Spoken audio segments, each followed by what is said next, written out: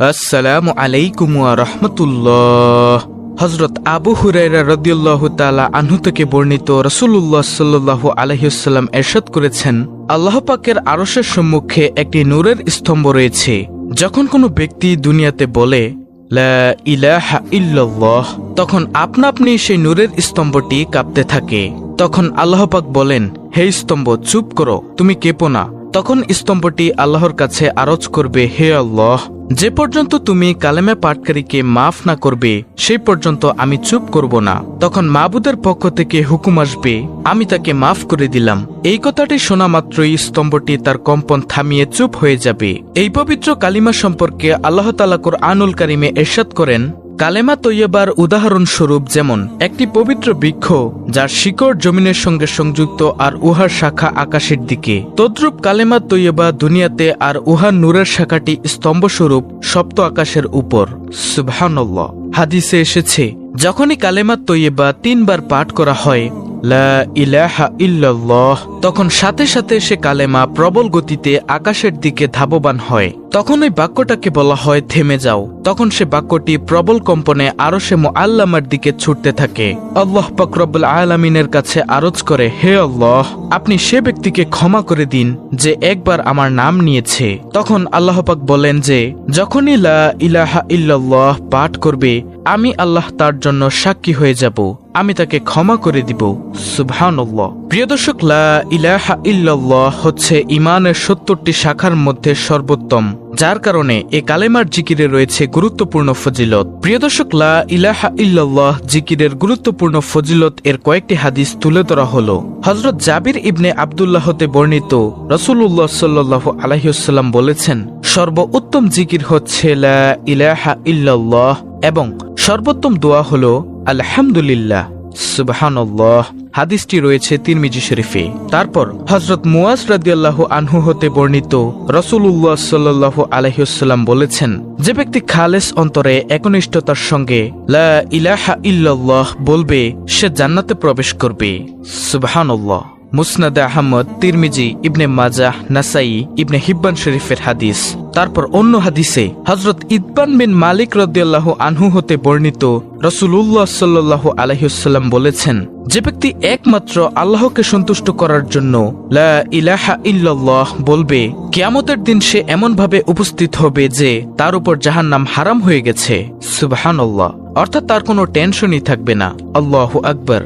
বুখারী, মুসলিম, মুসনাদ আহমদ। তারপরে অন্য হাদিসে হযরত আনাস রাদিয়াল্লাহু আনহু হতে বর্ণিত, রাসূলুল্লাহ সাল্লাল্লাহু আলাইহি ওয়াসাল্লাম বলেছেন, কিয়ামতের দিন আল্লাহ তাআলা বলবেন, হে মুহাম্মদ সাল্লাল্লাহু আলাইহি ওয়াসাল্লাম, সৃষ্টির মধ্য হতে আপনার উম্মতের মধ্যকার এমন ব্যক্তিকে জান্নাতে প্রবেশ করান যে ব্যক্তি একদিন হলেও ইখলাসের সঙ্গে এ সাক্ষ্য দিয়েছে যে আল্লাহ ছাড়া কোনো ইলাহ নেই এবং সে এর উপর মৃত্যুবরণ করেছে।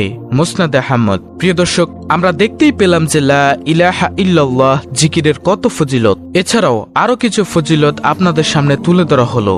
হায়াতুল কুলুব নামক কিতাবে বর্ণিত আছে, একদিন আল্লাহ পাক নবী করিম সাল্লাল্লাহু আলাইহি ওয়াসাল্লামকে সংবাদ দিলেন যে, হে নবী, আপনার অমুক আনসার সাহাবীর মৃত্যু আগত প্রায়। এ সংবাদ শ্রবণ মাত্র নবী করিম সাল্লাল্লাহু আলাইহি ওয়াসাল্লাম অস্থির হয়ে সেখানে যে দেখতে পান যে বাস্তবেই তার মৃত্যু উপস্থিত হয়েছে। তখন নবী করিম সাল্লাল্লাহু আলাইহি ওয়াসাল্লাম উক্ত সাহাবীকে বললেন, পড়ো কালেমা লা ইলাহা ইল্লাল্লাহ মুহাম্মাদুর রাসূলুল্লাহ সাল্লাল্লাহু আলাইহি ওয়াসাল্লাম। সাহাবী বারবার চেষ্টা করার পরেও পড়তে পারলেন না। অবশেষে অন্যপায় হয়ে আপন আঙ্গুল ঊর্ধ্বে তুলে ইঙ্গিতে বললেন, হুজুর সাল্লাল্লাহু আলাইহি ওয়াসাল্লাম তার অবস্থা দেখে হেসে উঠলেন। অতঃপর তিনি আল্লাহ পাক রব্বুল আলামিনের দরবারে পৌঁছে গেলেন তার ইন্তেকালের পর উপস্থিত সাহাবীগণ আরজ করলেন, ইয়া রাসূলুল্লাহ সাল্লাল্লাহু আলাইহি ওয়াসাল্লাম, আমাদের প্রাণ আপনার পা মোবারকে উৎসর্গ হোক। আনসারীর এই করুণ মৃত্যুতে আপনার হাসার কারণ কি জানতে পারি? তখন হুজুর পাক সাল্লাল্লাহু আলাইহি ওয়াসাল্লাম বললেন, আমি যখন তাকে কালেমা শরীফ পাঠ করতে বলেছিলাম তখন সে আপন মুখে কালেমা শরীফ পাঠ করে উপস্থিত লোকগণকে সাক্ষী রাখতে না পারায় তার আঙ্গুল দ্বারা ইশারা করে আকাশের মালিক আল্লাহকে তার সাক্ষী করে রাখলেন। সুবহানাল্লাহ। যখন সে আকাশের দিকে আপন আঙ্গুলি উত্তোলন করল, তখনই আল্লাহ পাকের পক্ষ হতে সংবাদ হয়ে গেল, হে আমার ফেরেশতারা, তোমরা দেখো, যখন আমার বান্দার মুখ বন্ধ হয়ে গেল তখন সে আপন মুখে কালিমা শরীফ পড়ে কাউকে সাক্ষী করতে না পেরে সে আমার প্রতি দৃষ্টি করে আপন আঙ্গুলি দ্বারা আমাকে তার কালেমার সাক্ষী করে রাখলো। হে ফেরেশতারা, আমিও তোমাদেরকে সাক্ষী করে রাখলাম যে আমি আমার বান্দাকে মাফ করে দিলাম। সুবহানাল্লাহ। তখন হুজুর সাল্লাল্লাহু আলাইহি ওয়াসাল্লাম বললেন, হে আমার সাহাবাগণ, আনসারের এহেন অবস্থা দেখে আমি হেসেছিলাম, কারণ কত সৌভাগ্যবান এই সাহাবী যে তার নিজের কালেমার সাক্ষী পৃথিবীর কোনো মানুষ নয় বরং খুদ এই কালেমার হকদার আরশের মালিক আল্লাহ পাক রব্বুল আলামিনকে করে গিয়েছেন। সুবহানাল্লাহ। আবু সাঈদ খুদরি রাদিয়াল্লাহু তাআলা আনহু নবী করিম সাল্লাল্লাহু আলাইহি ওয়াসাল্লাম হতে বর্ণনা করেন, একদিন হযরত মুসা আলাইহিস সালাম আল্লাহ পাকের কাছে মোনাজাত করে বললেন, হে আমার মাবুদ, আমাকে এরূপ একটি কালেমা বা ইসমে আজম শিক্ষা দিন, যখন আপনাকে ডাকতে পারি তখন যেন কালেমার দ্বারাই ডাকতে পারি। তখন আল্লাহ পাক ইরশাদ করেন, হে মুসা, বলো তুমি লা ইলাহা ইল্লাল্লাহ এবং ইহার দ্বারাই আমাকে ডাকো। ইহা শুনে হযরত মুসা আলাইহিস সালাম দ্বিতীয়বার আরজ করলেন, হে বারে খোদা, লা ইলাহা ইল্লাল্লাহ এরূপ একটি সাধারণ কালেমা যা সমস্ত লোকেরাই বলে থাকে, এর মধ্যে আমার কি বৈশিষ্ট্য আছে? হে খোদা, আমি তো এমন একটি কালেমা চাইতেছি যা আমি ব্যতীত অন্য কেহ না জানে। তখন মাবুদের পক্ষ হতে জবাব আসলো, হে মুসা, তুমি এ কালেমাকে সাধারণ মনে করো না। তুমি এ কালেমাকে সাধারণ মনে করে এর ইজ্জত করলে না। ইহা খাস হতে খাস একটি কালেমা। যদি 7 আসমান ও 7 জমিন একসাথে রাখা হয় আর অন্য পাল্লাতে এ কালেমা শরীফকে রাখা হয় তবে কালেমা শরীফের ওজন অনেক বেশি ভারী হবে। সুবহানাল্লাহ। তখন মুসা আলাইহিস সালাম চুপ হয়ে গেলেন। নাসাই শরীফের হাদিস। প্রিয় দর্শক, দেখতে পেলেন এবং শুনতে পেলেন যে এই কালেমা শরীফের কত দাম। আল্লাহ তাআলা আমাদেরকে লা ইলাহা ইল্লাল্লাহু মুহাম্মাদুর রাসূলুল্লাহ সাল্লাল্লাহু আলাইহি ওয়াসাল্লাম বেশি বেশি পরিমাণে পাঠ করার তৌফিক দান করুক। হযরত উসমান রাদিয়াল্লাহু আনহু থেকে বর্ণিত রাসূলুল্লাহ সাল্লাল্লাহু আলাইহি ওয়াসাল্লাম বলেছেন, কোন ব্যক্তি যদি লা ইলাহা ইল্লাল্লাহ এর ঘোষণা দেয় এবং এর উপর মৃত্যুবরণ করে তবে সে জান্নাতে যাবে। সুবহানাল্লাহ। তা প্রিয় দর্শক, পরিশেষে আমরা পেলাম লা ইলাহা ইল্লাল্লাহ হলো ঈমানের চাবি।